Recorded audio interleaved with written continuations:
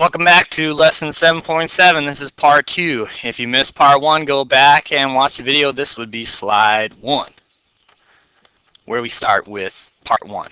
Alright, let's continue on with our lesson as we've really covered lines. We've talked about the idea of planes, so we'll get a little bit more into planes as we finish off this lesson. And of course, that means our highlight for this part of the video is going to focus on angles. As we look at angles, we could talk about the different kinds of angles.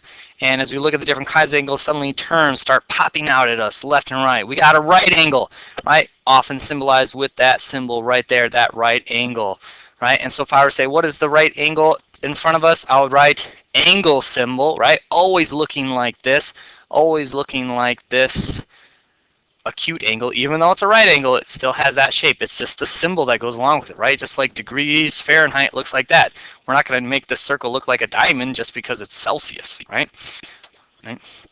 Or because it's really cold, or make it look like an icicle, right? This is the symbol that goes with it. But we start with the Q. We go to the F, right? The F, of course, is the vertex. Vertex always has to be in the middle when it comes to naming it by 3 letters. Right now, if the vertex doesn't share anything, any rays or any segments with it, I could name this angle just angle F, right? Because it's alone like that. However, if I come over here to my second picture and I start naming straight angles, obtuse angles, and acute angles, right? I can't name, right? Our vertex is right here on all of our angles, but I can't name any of them angle R because they all share that vertex, right? Uh-oh, that pretty flower disappeared. All right, we're going to work with this even though that flower's in there, right? Obtuse angles, right? Obtuse angles means that the angle, right? I'll put angle is greater than 90 degrees, right? 90 degrees. Okay, so it's got to be bigger than this, right? So if I'm looking at that, I would say, okay, angle ARB, ARB. And of course, that could also be written angle BRA. All right.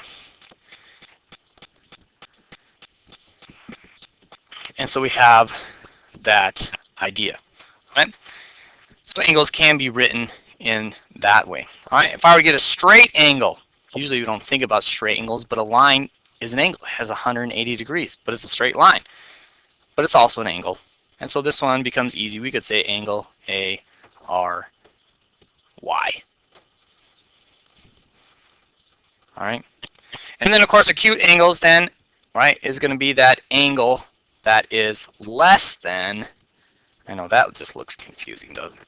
Less than 90 degrees. So this is our angle symbol. This is our less than symbol.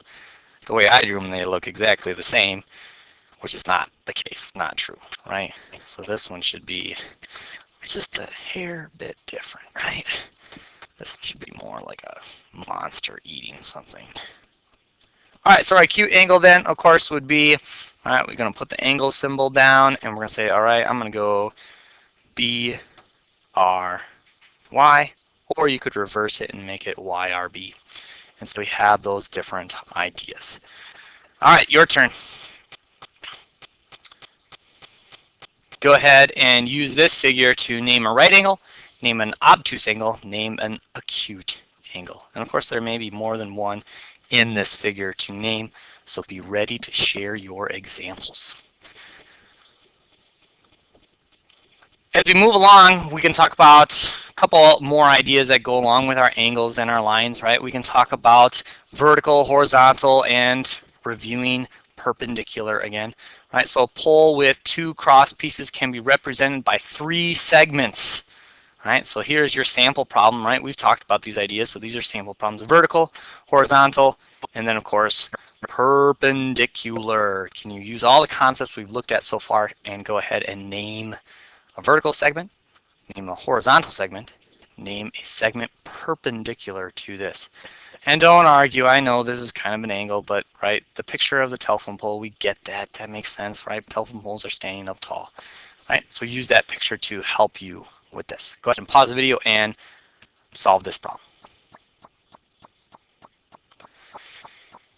Our last concept when it comes to lines, planes, and stuff is what are known as skew lines. Skew lines are lines that don't intersect at all, neither are they parallel, neither are they even on the same plane, right? What do I mean by planes, right? I could talk about this face, like the top of the cube is different than this face, right? I can have this line right here going like this, and this line is never, ever going to intersect this line right here. Now I know they're crossing right here, but if we think in a 3D space, right, if I were to redraw the picture, if I were to draw it this way, right, I have one coming this way, and I have one laser beaming you in the eye right now, and ow, yeah, it hurts. I get it.